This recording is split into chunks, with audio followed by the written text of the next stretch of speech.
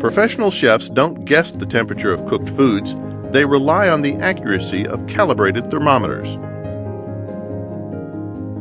First, prepare the ice bath by filling a quart measure with ice. Add tap water until the ice is almost covered.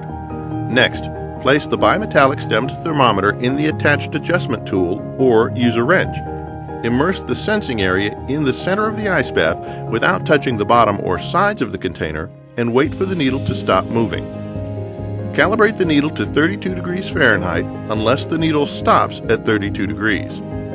For safety and quality cooking, check the accuracy of all your bimetallic stemmed thermometers daily or when dropped or bumped and calibrate as needed.